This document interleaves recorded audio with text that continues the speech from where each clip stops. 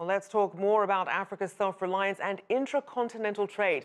Atiba Madyun, president and founder of Party Politics US, joins me now in studio. So let's start with a look at the wide variety of economies that we have in Africa. Obviously, they also have their own priorities. How high is self-reliance as an economic strategy right now for most countries? So it's a very interesting question. When I think about Africa in terms of self-reliance, I think back to actually living on the continent as a child. So my father lived there in a diplomatic capacity, and when I look at 1981 and 1983 and now 2018, there wasn't a lot of attention or focus that was put on Africa. There was a lot of aid in terms of, okay, we're going to try to build some roads, we're going to try and build wells, maternity wards, things to try to help the people in the country, but there wasn't a lot of investment.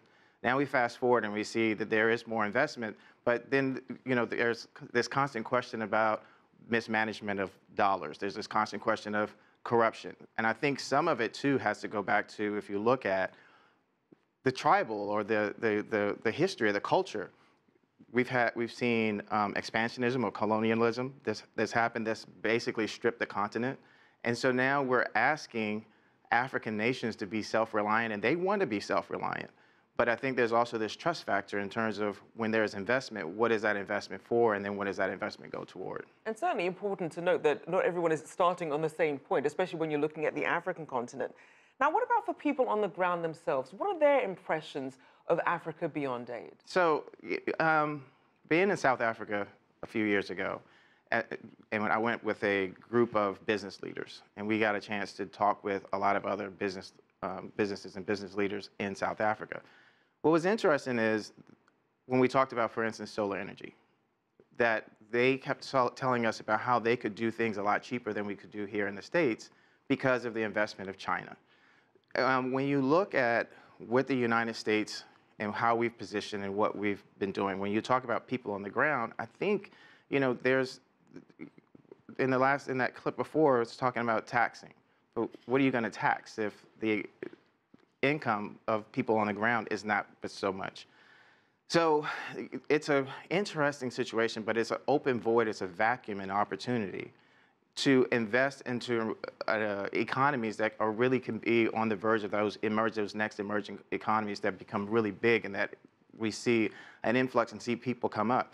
But is the investment, or do people on the ground, do they want that money, or do they see those opportunities when there's still problems with education, there's still a problem with understanding how to fix or how to fit within this global economy? And we certainly saw that the case. You have a huge economy in Nigeria, but then they're also battling with some levels of extreme poverty. You also have Boko Haram that they're dealing with. It makes it difficult for other African countries to want to invest. But for those who've been able to do this more successfully, what have they done? What are some lessons that can perhaps be learned? Well, I think that what we can see, and I keep going back to my own experiences on the continent, is, and I have to say, when I look at, for instance, South Africa, what is the difference between South Africa and how it became such a big economy and it become a force compared to the rest of the continent?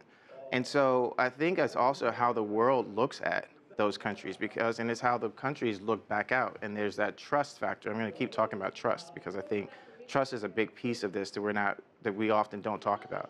And we don't often go back to the history of things that have happened on the continent about why these investments have either not worked or what the purpose is it for protection to create bases? Is it to sell military arms? Is it to continue to create and keep conflict and division going on the continent so that in a way that there's no progress that's made? When you look at, there have been companies that have invested in health, aid, but what about education? What about actually pulling people up so that they can actually do for self as opposed to being dependent on the Western countries? And you certainly have a young, educated population. It's going to be one of the fastest growing young populations in the world.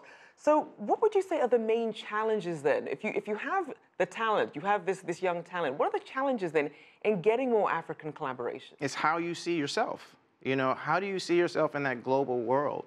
And, if you look at the connection between Africa and the United States, and we look at slave trade, and you look at back to where Africa is now, I think that the way that the world looks at, and I'm going to bring this up because we're here in the United States, but to talk about how people look at African Americans, for instance, or people of African descent in this country, If people feel a certain way that they're looked at here, imagine how others are looked at on the continent. Now, you asked the question, what do young people do?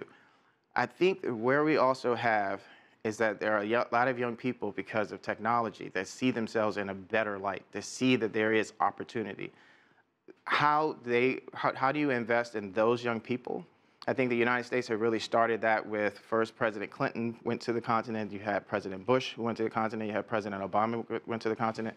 What is our policy going to really be? Are we going to put it on paper and say this is what our policy is, or are we going to say this is really an opportunity that we see to make the continent great, make part of this world, and have those young people be as involved in how that looks, right, as from a policy standpoint too, so that we're not just doing what we think should be, but we're also hearing from them what they want to be.